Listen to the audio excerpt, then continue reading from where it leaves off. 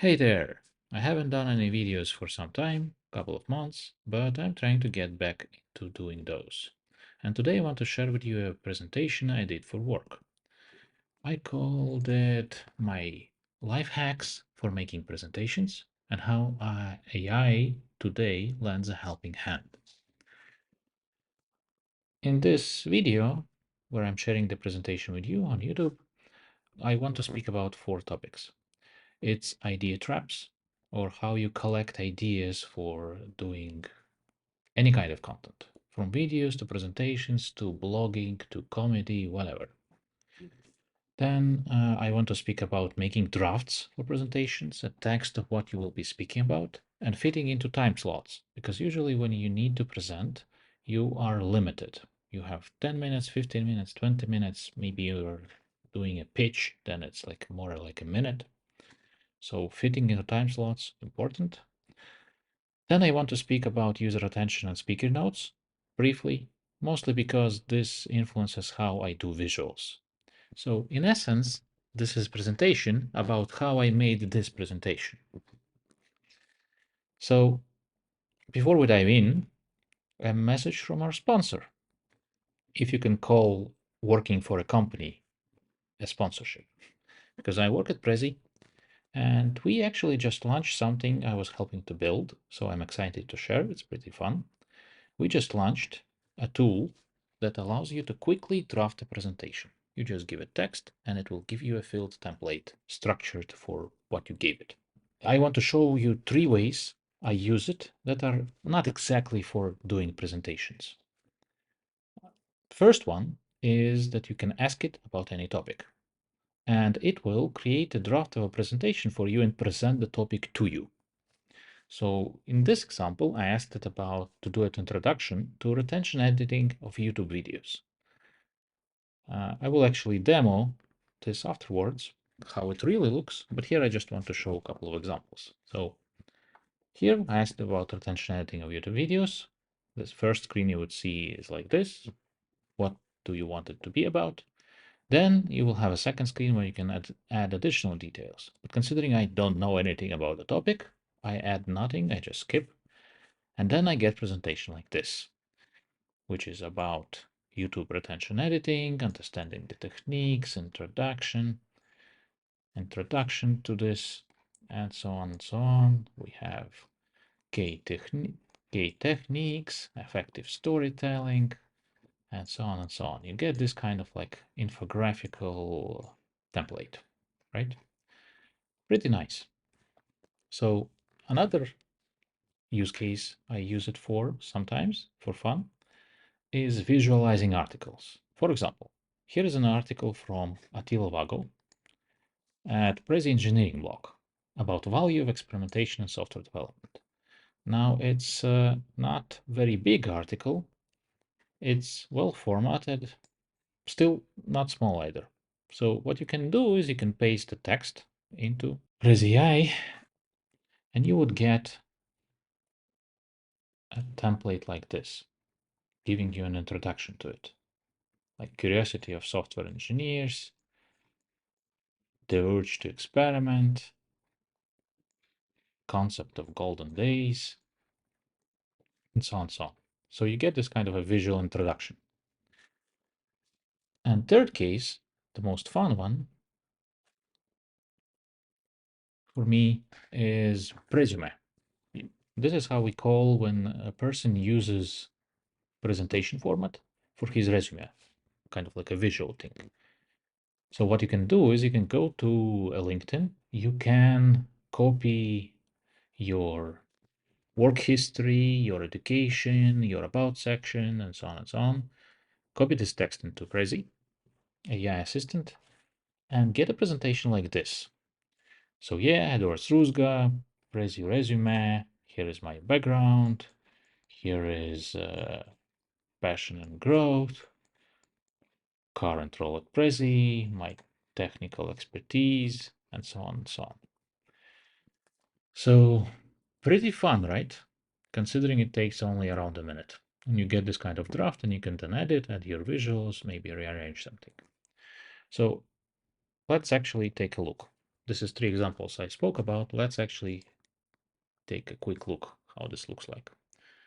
So actually I will log out to show you how this looks from the start. So you would come to a Prezi website, you would log in.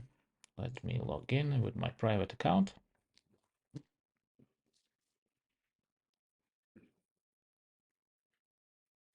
And at the top, you would get this banner, Create with AI. Let's actually give it a try. You don't need to choose templates. AI will choose it for you.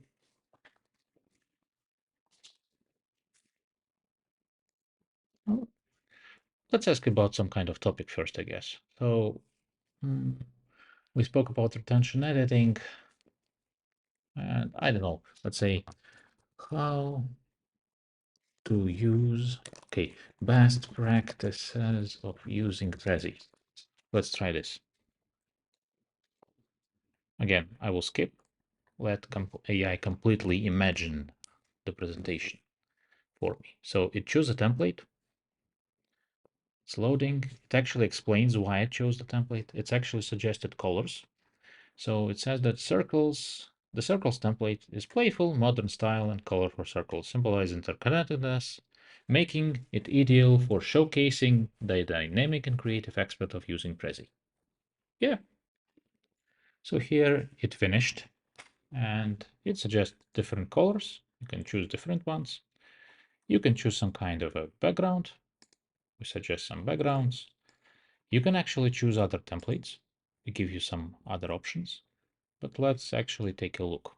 What did it do for us first, the first one? So best practices, Prezi best practices, a guide to engaging presentations. Understanding the audience, and capturing attention, use compelling visuals and captivating storytelling to grab audience attention from the start. Visual storytelling, craft an immersive narrative using dynamic visuals and animations, incorporate clean, visual appealing design elements to enhance the overall presentation aesthetics, and so on and so on. So yeah, it creates templates, and we can then, I don't know, go to another one, check what it does here, decide that we like this one more. We also suggesting images at times. Depends if we can find something good. So anyways, that's approximately how it works. And I guess let's get, yeah, you can jump into the editing, you can update the prompt, add more information, or jump to the editing and change something you don't like, and your visuals. Well, that's approximately how it works. Let's jump back to the presentation. So this ends the message from our sponsor, and we can get back to the main 4 parts of this video. So what is idea traps? Idea traps is something that you do when you do content regularly. It's something to make it easy to start working on a content. You can actually find out that many people who do comedy presentations, YouTube videos, actually do that. There is a video from Rich Mohan where he speaks on the topic and what tools he uses, and he uses Notion, Rome, MAI. There is another one from Wing Gyang, and there he basically says that to become a good storyteller, you need to become a collector. And Rich Mohan says that you need to have a place where you can capture ideas easily when they come to you. So basically, idea traps is having some kind of a process or a tool that is always with you, with which you are gathering ideas or raw materials to use when you actually do need to do a content. This helps you with starting not from the blank page. For example, let's say that you need to do a presentation in a week, and now you need to sit down and think of things, and you have nothing. Well, if you are collecting some ideas, stories, anecdotes, supporting materials, or if you have some materials to start with, it's way easier to start. So, yes, everyone does it. YouTubers do it. They usually use spreadsheets, so on. Bloggers do it, like Attila Vago, using, I think he writes in Ulysses. So you basically have a draft of some kind where you collect ideas until ideas are ripe enough to be combined into a presentation, a YouTube video, or a blog post. And you can use a lot of tools. YouTubers often use and rank and collect ideas in spreadsheets. You can use something like Notions or Google Docs or whatnot. Or you can actually even use private threads and channels in Slack or Trello or whatnot. The key is that it's always easily available and allows you to find the right spot or right collection to add idea to. And later, again, to find them, maybe sort them, rank them, so that you can refine, like use this unrefined materials, refine them into the final product. Now, I don't want to spend too much time here. It's just a first step to explain what happens next. And what happens next is drafts and time slots. So what I do is that I take those rough notes and I organize them into a draft. I try to rehearse it, I read it aloud, I get a feeling for how it feels, and I do another draft. And if I have like some kind of presentation I need to present to different public, I actually do a different one, different draft for different public, and so on and so on. So here, this was a draft for a presentation I needed to do like 3-4 times to different publics with different goal, but it was on the same topic. Still, I was rewriting, trying shorter, longer versions, so on and so on. Now, what's interesting today that we actually don't need to spend that much on drafts because we are in the age of AI and there are actually very good tools that get you started very quickly with very good quality of ideas of how to do it. For now, for me, the favorite one is this. It's a custom GPT in GPT Plus. I will show you it in a minute. It's called People Place Story. The way it works is that you give it any topic or any text, ask it to produce an outline for your presentation. It does pretty well. It's based on the book by this guy, Martin Kloss. He's a public speaker, presenter, actor, and yeah, he has a methodology in a book, People Play Story, that uses a lot of good techniques from storytelling and how to speak and how to deliver and how to communicate. So it uses a lot of techniques from there to help you. And actually, as far as I can say, the book itself is in large files of this custom GPT because it does search in it for good ideas for your presentation. So how does this work? Well, I gave it a lot of content and ideas I had for this presentation, a lot of them, and then it gave me something like this. A presentation with the title Future of Presentations, AI Revolutionary Role. I didn't use that too much hype. I used something simpler. But it does give you a structure. You can then rewrite it. You can ask it to rewrite it, to change the tone, give it examples. I usually just use it as a structure, and it also has some other cool ideas, some cool phrases. For example, here it gives me title for a slide, it gives me speaker notes, but it gives me speaker notes as an instruction. I usually dislike that. I usually prefer to give it enough content and ask it to give me actual speech text. But still, here it gives pretty good instructions of what and why you should do. Begin with personal anecdote about the traditional challenges of creating engaging presentation. Transition to introduction of Prezi AI assistant, emphasizing innovative approach to drafting presentations. Yeah, cool. It also gives suggestions on visuals. How do you support what you're saying with visuals? What kind of visuals would work? Pretty nice. Anyways, it didn't give me actual speech, so I needed in this case to prompt it again, like give me actual speech based on materials I gave you.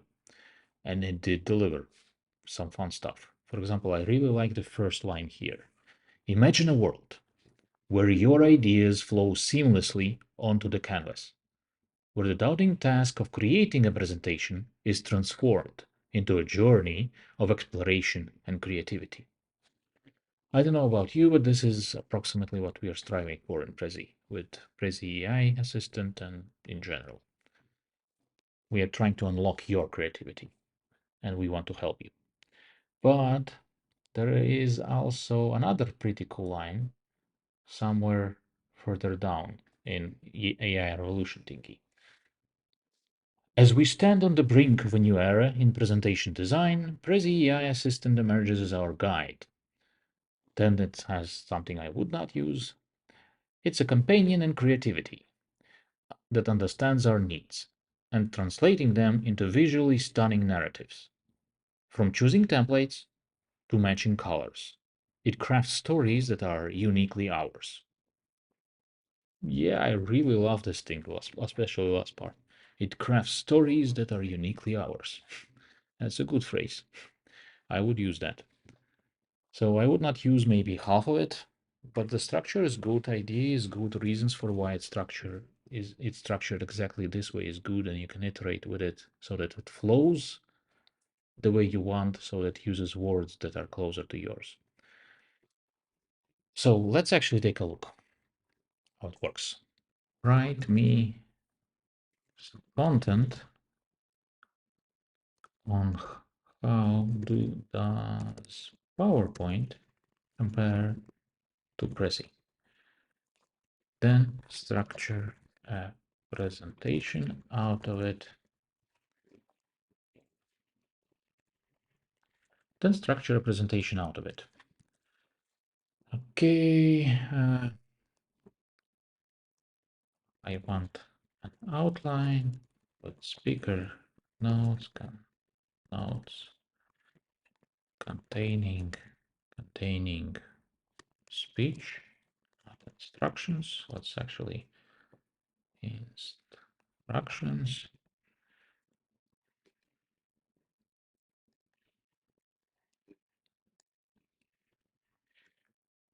Not instructions, but also visual ideas.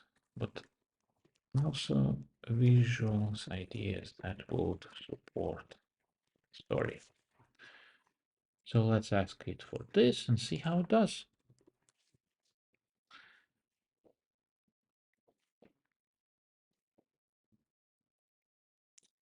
Okay, to create a presentation comparing a PowerPoint and Prezi, we'll leverage storytelling presentation strategies outlined in your materials, such as the importance of engaging storytelling, emotional resonance, and clear structure.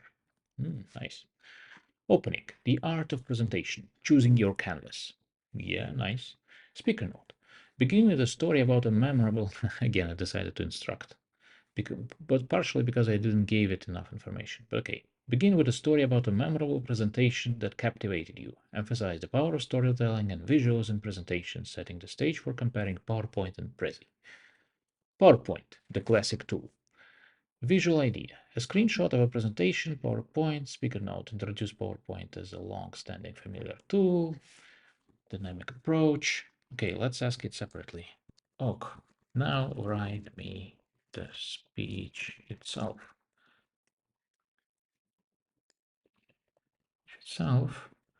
So I can practice it.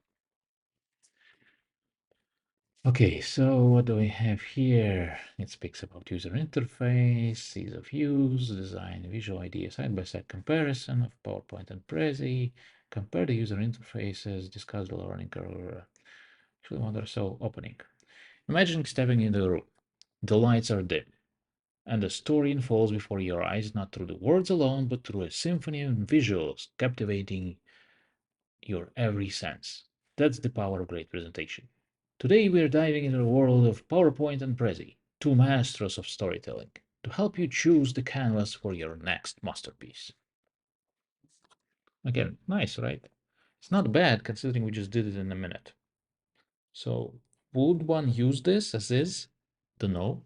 In my case, I adapt it because it's hard to remember not your own phrases, but it has some good ideas, good structure. It gets you started quickly. Okay, let's go back to presentation. So, okay, this is the step that I do to create a draft. But why do I start with a draft? It has to do with time. Because when I was presenting this presentation at work, I only had 10 minutes. I'm already used more than 10 minutes now in this video because I'm also showing demos, which I didn't. Still, I start with a draft because it allows me to measure how much time it's going to take. And this is important because I didn't yet invest time into making visuals. If I start with visuals, then and find out that I need to do it smaller, I will have way more work before me. So first I ensure in a draft that I like what I will be speaking about, that I like the structure and I fit in time. So how do you ensure with draft that I fit in time? Well, I use a technique where I'm using average words per minute counts, because usually humans speak with around 150 words per minute, right? And which means that, let's say, for a presentation of 10 minutes, it will be something like 1,500 words. So if my speech is 1,500 words, I'm probably cutting it too close. And there is one more thing. So usually they advise you to record how you speak, then count the words, and then you know how many you speak.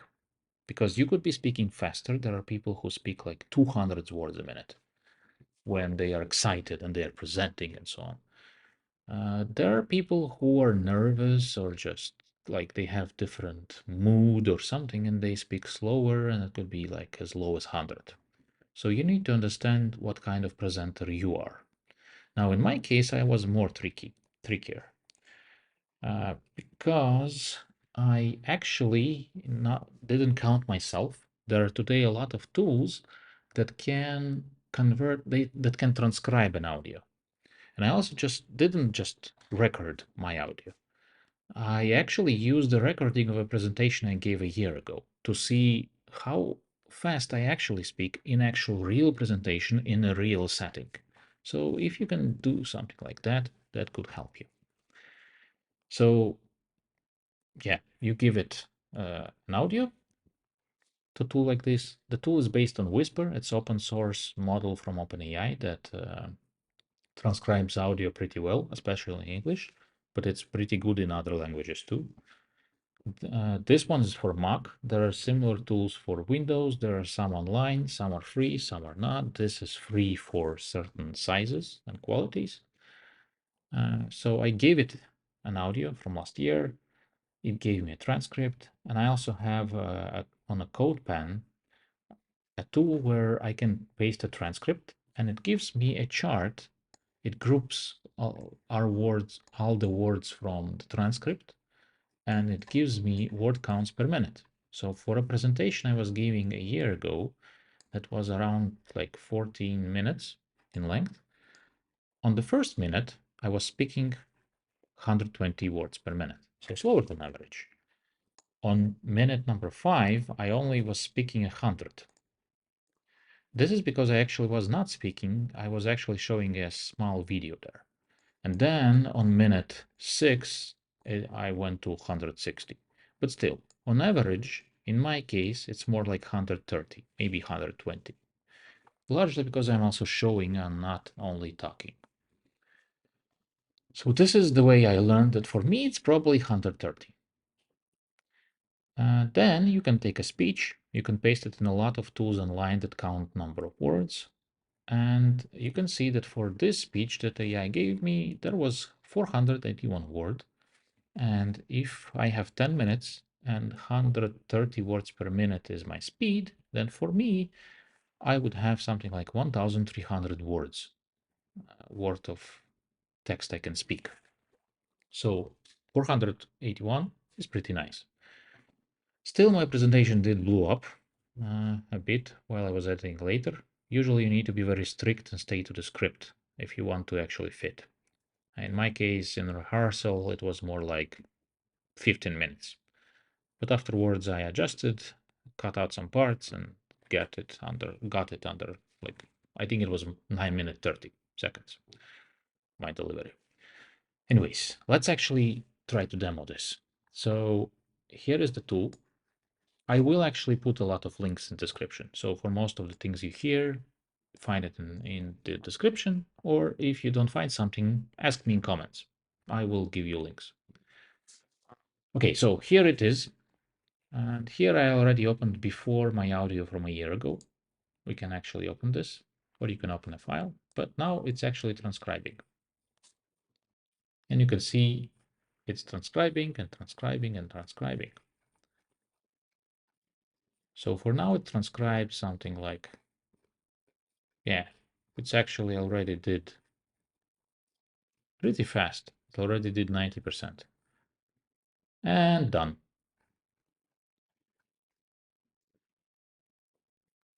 Okay, so now we can export this. My tool on CodePen parses SRT files. So I need SRT and I can export. Let's export.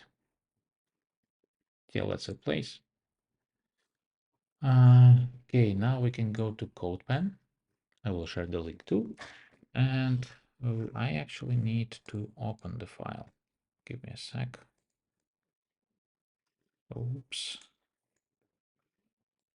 I want to open with text editor. Yay, here it is. So here is a speech that I gave, a speech from the text, from a presentation that I gave a year ago. We can paste it here and you can see here is a chart. Here is actually the whole text for this part, right?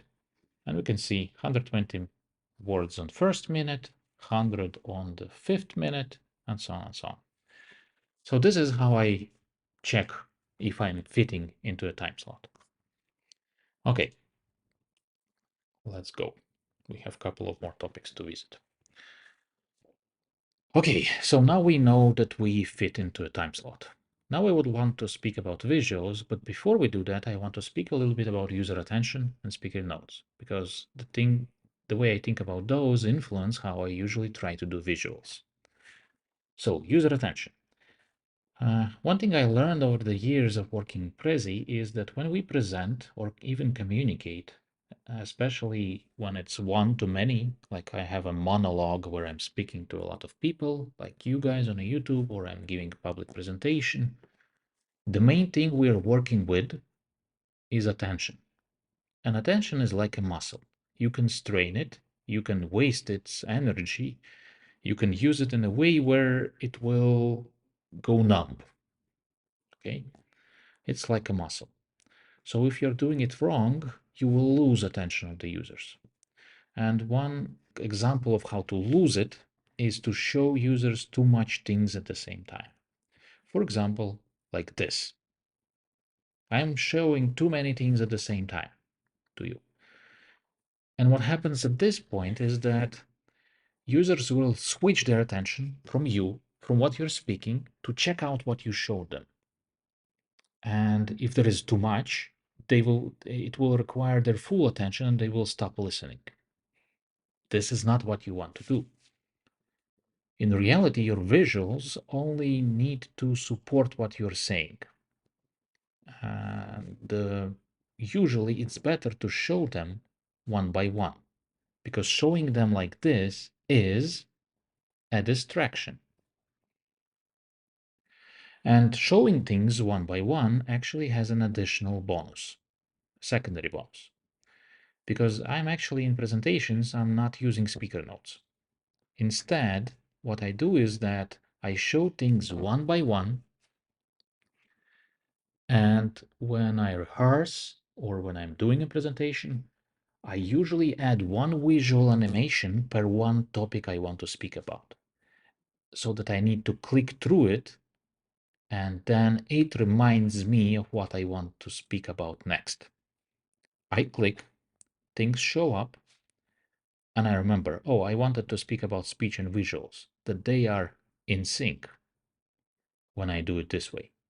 So this way, I click, visual shows up, it gets attention of a user, reminds me what I want to speak about, and I speak about it, and it happens sync in sync. Visuals support my speech supports my visuals. I think this is the best way to do it. Now, in this presentation, it's not perfect. It was an experimental presentation. And it's not perfect with all of these visuals because they are too busy. It's better that they are focused. It's better that you show only one thing at a time. You only show more than one thing to show context, relationship, comparisons. Otherwise, speak about one thing. And also try to minimize animations. And it's not only about animations. Actually, for example, what I hate about PowerPoint in times is that you click a button, A whole slide switches, a lot of visuals, everything changed. There is a lot of things to watch on. And a lot of people put a lot of text, a lot of visuals on one slide and show them all at the same time. You lose your users' attention at this point. These days, in tools like Prezi or some other tools, I prefer to have very minimal changes, slowly moving from one thing to the next. No big slide changes, no a lot of things at the same time, one by one, and I will even try to fade out things that I'm not speaking about. Now, in this presentation, I'm not exactly doing it this way, but you will, if you will subscribe, uh, you will see in the future in some of the presentations that I am doing it this way, where I'm only trying to focus on one thing at a time. And I'm trying to do it in context with very small movement and animations and no slide changes and so on. Anyways, this is how I try to do my presentations, to try not to waste your attention. So, okay, now we can go to visuals. So we have a draft, we are happy, we fit into time slot, we know about user attention and how to do speaker notes, what to do next. Well, there's pretty nice thingies on, again, ChatGPT Plus for making visuals for your presentations.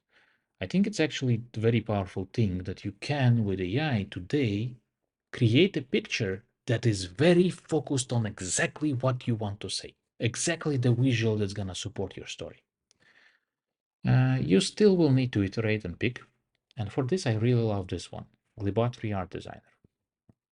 So the way it works is that you give it any text. I gave it here the outline of the presentation. And what it does is that, like usually for a text, it will give you 4 ideas of how to visualize it. But in this case, when I gave it outline, and when you give it outline in general, it actually does it a little bit differently. It actually gives you one idea for slide. So I gave it slide outline. It will give me one idea for slide number 1, one for slide number 2, 3, and 4. So here I gave it outline, and it gave me a Midjourney prompt. If you're a Midjourney user, you can go in and use it in Midjourney, but it also does a DALL-E 3 image, which is also nice. So here, the first image it gave me is a digital illustration showcasing the futuristic AI team background. Okay. Then imagine a prompt split screen composition contrasting a traditional presentation. This is for the second slide where we are comparing before and after AI. I would probably work on this more. Then there is a third, it's also in different style. And fourth, again, 2 vivid slides illustrating creative uses of Prezi AI. Remember, creative uses of Prezi AI, something we did this in this presentation. So for slides, it could work if you're using slide product. Probably one thing I would do is that I would pick one of the 4. Actually, I would ask it to do 4 ideas for each slide. So I have something to choose from. Then I would pick one of the pictures as a style and ask it for all further images use this style. And then I would probably iterate, like sometimes I like one of the 4, but I want more ideas like it. Give me 4 more like this. But anyways, today we are not using PowerPoint or other slide tools. We are using Prezi. And Prezi is a little bit different, that instead of using slides, it's using open canvas, where everything is on the canvas at the same time. And instead of switching pages, we are traveling on the open canvas, kind of like with camera. It's more cinematic. So for Prezi, we actually need a template that incorporates it all in one thing. So I'm actually asking it here, like, hey, give me something more like an infographic map or a mind map that incorporates all of the topics of the outline in one picture. Let's see what it gave me. A digital landscape infographic representing an evolution of storytelling. Okay, too busy for my taste. I would probably ask it to simplify. Same here. An interactive mind map centered around the core theme of storytelling. And again, too busy. This one's actually interesting. I would maybe ask it to simplify, make it less busy, but imagine like you having a presentation which is a theme park that you travel through as you visit topic after topic after topic. It's kind of like on a road. So I would make it less busy, but otherwise interesting. I would iterate on that. So I could have picked this, but next one, this one caught my attention. A futuristic building with a lot of rooms, and I can use each room for one topic. Isn't that fun? So you can notice that this is the picture I actually used for this presentation. As I said, this is presentation about how this presentation was made. Anyways, this is a picture that DALL-E will generate for you, but there are some problems. This text is not good. Uh, but at least in this template, it's easy to remove. It's on black background. I can just like paint it over with black and some other image editor, or I could put it black rectangle right in Prezi editor on top and so on, and write my own text there. But there is also a second problem that quality is pretty bad. I mean, in Prezi, we are zooming in. And when we zoom in, we would get that. Doesn't look good. So what do? You got an image. Yeah, actually, one more thing is that, yeah, I actually wanted clocks here. If you remember in this part, I was speaking about idea traps, drafts, then about I had clocks on the wall and speaking about time, and then speaking about how to measure time in various tools. So yeah, okay. What do? Unusable, right? For Prezi. Well, that's where other AI tools come in. For example, one I like to use these days is called Leonardo.ai. It has 150 credits for free per day. So in my experience, it's something like 30 to 50 images per day or 30 to 50 AI edits per day, which may not be enough for a presentation, but you could do it over 3 days and then it's enough. I will show you a bit later a live demo how to work with it. Actually, about live demos, we skipped the demonstration of Glibatree. Yeah, I wanted to show you how that looks. Right, let's actually jump back.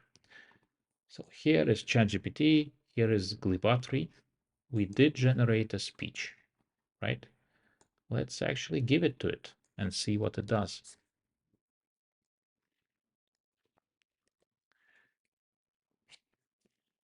Now this is going to be a bit slow.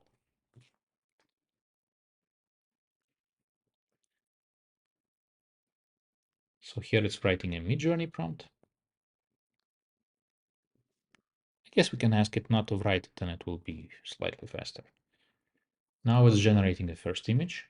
Considering we gave it an outline, it's gonna probably do a one for the first, a digital illustration of a classic structured presentation room lit by soft glow of PowerPoint slide showcasing detailed slide layout, something. Okay, what did it say? Since you're exploring the art of storytelling through PowerPoint and Prezi presentations, I'll craft 4 distinct visual representations to capture essence of your narrative. Each image will embody key aspects of your comparison, focusing on unique features. Okay. Again, I don't know. Would you use this one for a presentation as a background, as a template? Put your topics on top? Maybe. Interesting. For this outline, it feels like it didn't go with the generating idea per slide. Yeah, this one's actually starting to look interesting, right? You could like put your areas on top, like with semi-transparent backgrounds, and you have a couple of topics to speak about, and it looks super sexy. If you're doing something, I don't know, artistic. Okay, what about the third one? So yeah, artistic, more serious. We could paint it over with white. Zoom in, zoom out, I don't know. Okay. This is actually could be a visual on the side. So for this would do for like these two are for the background and something Prezi like where you zoom in. And this one is more like a side image. I actually kind of love this because basically already just slides with one key phrase and an image that is exactly on the point is already very powerful storytelling today, where AI can help. Also kind of nice, but kind of too artistic. And you can, like, it actually gives other ideas. Like, you can also try a scene depicting a moment of inspiration behind a groundbreaking PowerPoint design, an artistic representation of Prezi presentation, transforming a traditional classroom into interactive learning environment. A futuristic view of presentation tools, blending elements of PowerPoint and Prezi in a new interface. Anyways, let's ask it. Like, do 1, 2, and 4. And let's go back to presentation and leave it to work. This is one of the styles I actually like to work with AI where, okay, it's long, but I can go and do other things. Let it work in the background. And we can return it later and check results. Anyways, so yeah, editing, Leonardo. So again, this is what I got. Not good enough quality and no clocks. Leonardo AI allows actually things called in painting and also image to image. So we can go take a screenshot of the area we want. We can edit it, change the objects. Like for example, here we can erase a picture and ask it to fill with a clock on a wall in the wooden room. Yeah. And it will propose us 4 variants of what to fill it with. And we can get something like this, which is not bad, but still kind of low quality. Leonardo AI allows to upscale to. And sadly, I think its upscaler is not that good. This is how it upscaled, and I'm actually not sure if it's better. I think maybe one thing is that here clocks looks better than background, and here both look average. So anyways, upscaling in Leonardo is not very good. Replacing visuals is not bad.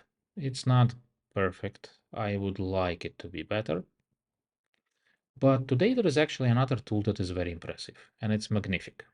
While Leonardo AI has a free tier, Magnific sadly does not. It costs $40 a month, but it's actually very good in upscaling images creatively. The example they have, and I can tell you this is actually not fake, and I will show you. We will go into those tools. But this is a picture, give it, and this is what you get out. Incredible, to be honest. So I actually used it for this presentation. And the way it's upscales is more like this. Now it's still not perfect. There's some weirdness, like I have no idea what the hell is here with the clock. There is also another interesting thing, which is this clock. If you notice, so this clock is actually sharp all the way in. Well, this is blurred. What is happening? Well, this is something interesting that I noticed about how Magnific works. Because Magnific tries to preserve the idea of your picture. If your picture has blur, bloom, pixelation, some kind of vector strokes, it will not add details as you zoom in. If your picture is something more like a photography that is crisp, has no blurs, blooms, or anything, then actually, in theory, you can zoom in indefinitely. But anyways, I took the picture from DALL-E, I erased things with Leonardo AI and changed it I didn't like, and then I upscaled with Magnific. This is how I got this template for this presentation. But after playing with it, I actually started to get curious. Can we actually get an infinite zoom with Magnific? And here is where I tried. I gave it a picture like this. It's not really a photo. It's still a digital drawing. And we can see that it's, as we zoom in, it's kind of like blurry, pixelated mess. But we can take a screenshot and we can upscale. And suddenly it's way more detailed. Well, maybe way more is overselling it, but it is more crisp, more detailed. Still, we can zoom in, we can take a screenshot, and we can upscale it again. And it got again detail, like check out the water. We can actually take a look at the border.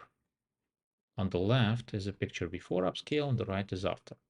You can see clearly that it's better, but not by much, because it's still digital art. It tries to preserve the style, and if your style is messy, it will be messy. So I actually wonder if Magnific will add some features for denoising, deblurring, deblooming. I don't know. There needs to be some kind of more artistic control that actually I want to deblur here or something. So I don't know. To answer a question of whether we can zoom indefinitely, sometimes we can. Often it's very tricky and gets pixelated. I mean, it's pretty, like I did achieve pretty nice zooming, right? Here. But as we zoom, but as you zoom in, still you get digital art, right? So yeah, to answer a question of whether we can indefinitely zoom, it feels like we can't really zoom out indefinitely. Let's actually give it a try. So let's see what this thing generated.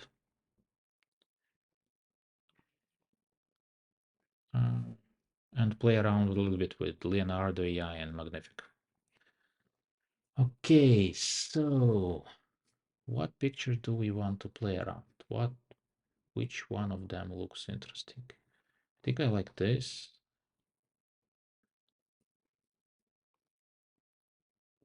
Maybe this. I think this could be fun. Let's try this. So let me show you Leonardo.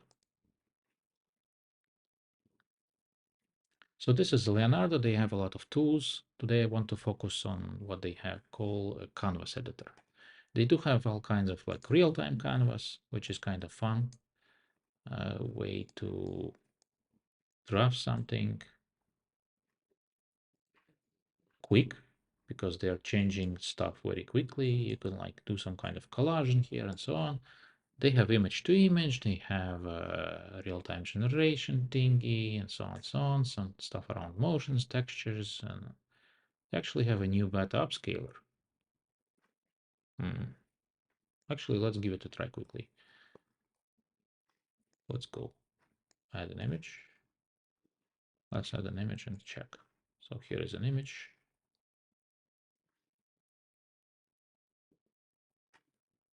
And but now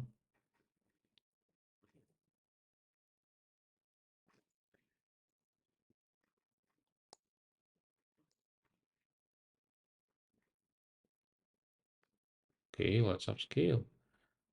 Looks kind of similar to how Magnific works. Let's take a look. Anyways, while it's working, let's actually go and work with canvas, because this canvas is what we came here for. It's a little bit glitchy for me, but so I want to add an image from computer. We have this image. It's a little bit glitchy where I actually want to go to the center of the canvas is somewhere else. Glitchy for me a little bit, yeah. So I need to put Option Alt C to zoom in back. So I had some stuff I was playing here before. Let's delete. It has text, yeah. So let's experiment with editing. So we have this kind of thingy.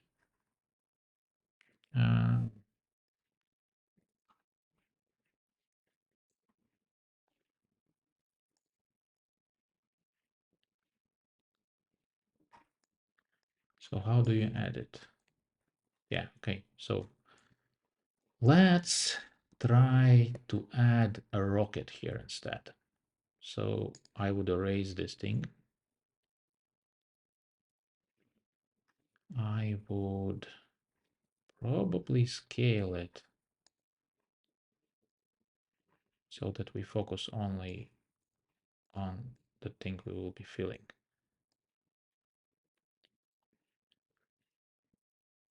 We can choose here on the right image to image. If you have image to image, it completely reimagines it, or we actually want in painting, out painting, which in painting, out painting will try to use surrounding of the thing we erased and the prompt we write down here to fill it in with whatever we asked for. And I want, there is actually a bunch of models you can use, a bunch of settings and so on and so on. But anyways, we want, yeah, we want the rocket. So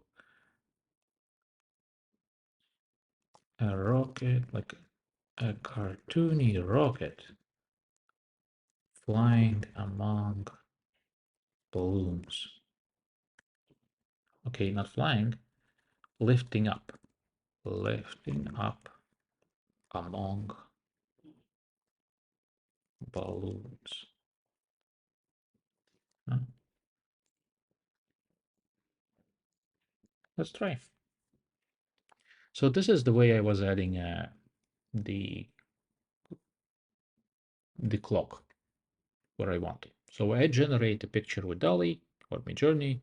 I find areas where I want to be, like that I more or less like for a topic, and then I edit it with this. And it doesn't work exactly. I think the prompt was bad. It's actually showing me a rocket on a balloon. Let's actually just say cartoony rocket lifting up. So it tried to do a balloon with rocket on top. That didn't look good at all. Let's see if it can do it.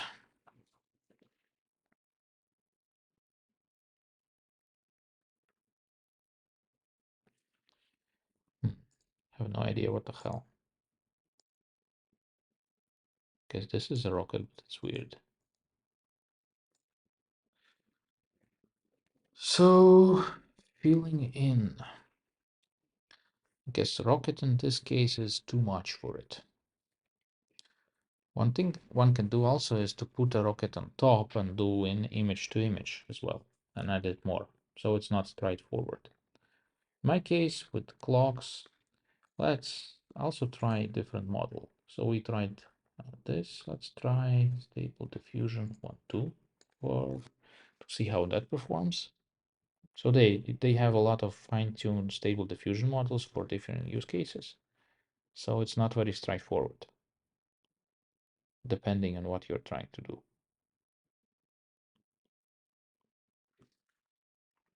Oh, actually, this time there is something rocket-like, but slightly not in style. Let's try another model. So we have a Leonardo, Diffusion Excel, Dream Shaper. Let's try Absolute Reality.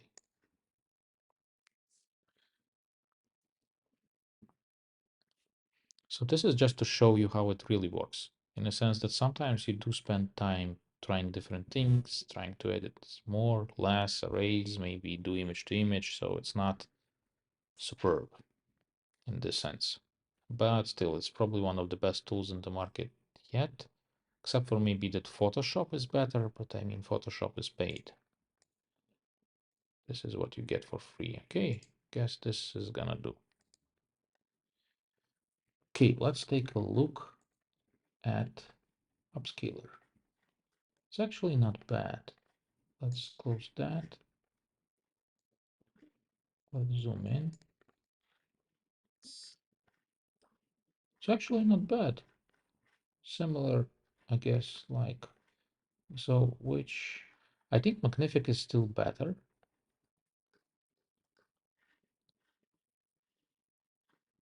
We can actually compare. So Magnific, I think Magnific is still better, but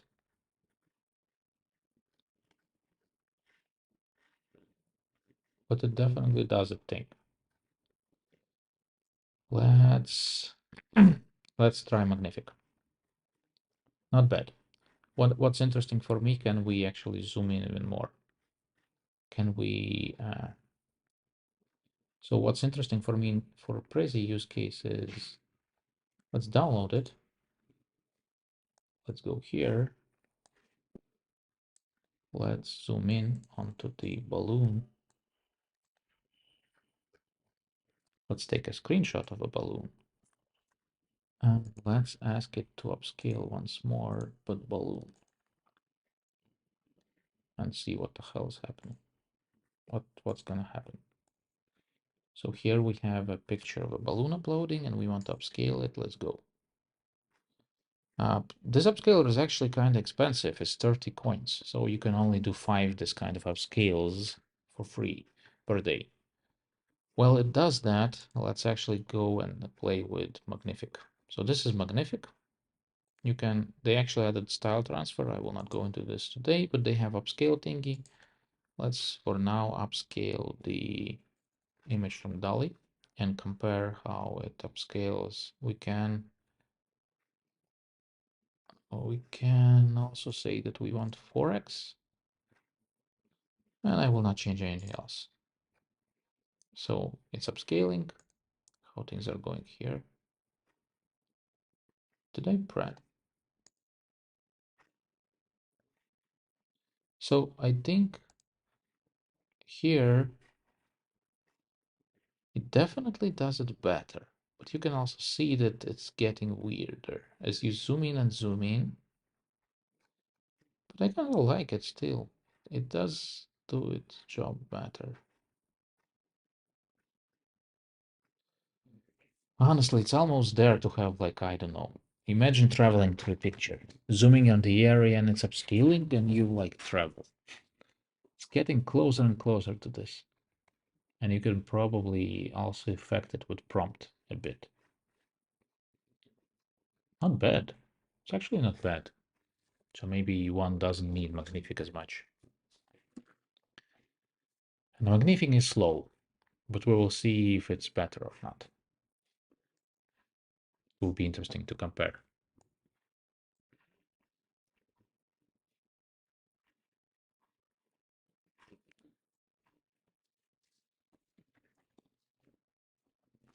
Hmm. Yeah, Magnific is slow for big pictures. You can actually try. Let's actually let's actually try to continue with this thing. So let's open this. Let's zoom in into Gondola. Let's take a screenshot of Gondola. Let's close it. Let's go here. So one cool thing about it, it's weird, the UI is glitchy. Okay, let's delete. Okay, now it. Okay, let's take Gondola.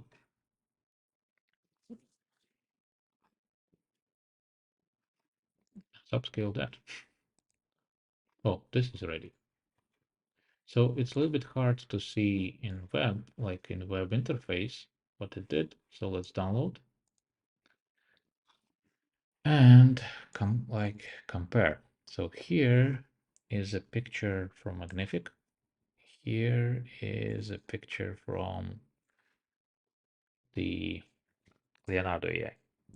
So in Leonardo AI, we already checked. Let's actually zoom in on the same area. Let's zoom in on the balloon. So this is balloon in Leonardo, and it was faster, and I think it's actually cheaper. So this is balloon.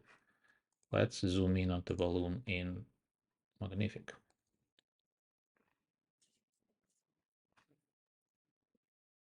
So this or this.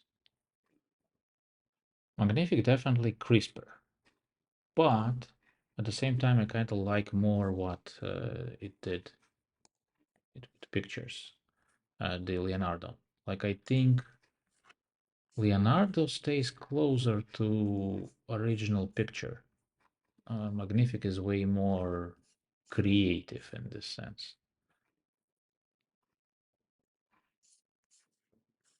So I actually don't know. I kind of like Leonardo. It's interesting that they released this. Okay, what do we want to zoom? So one interesting thing actually that Magnific does well better than Leonardo, it seems, is that let's actually zoom in to, give me a sec. One thing that it does humans well. So let's actually zoom in again, scroll down, and here is a person. Let's see what Leonardo does. Is person looking good in Leonardo? Oh, uh,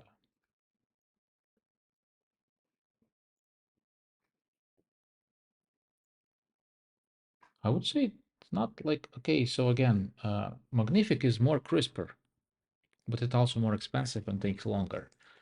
I wonder if I would upscale this, whether, but I think it looks not bad.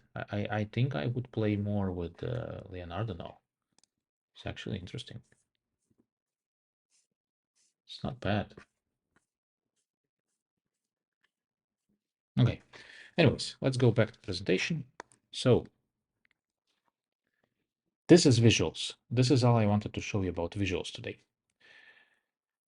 This is how this presentation was made. This is how I made presentations. Uh, this is it. This is the end. I hope you liked it. If you did, do like.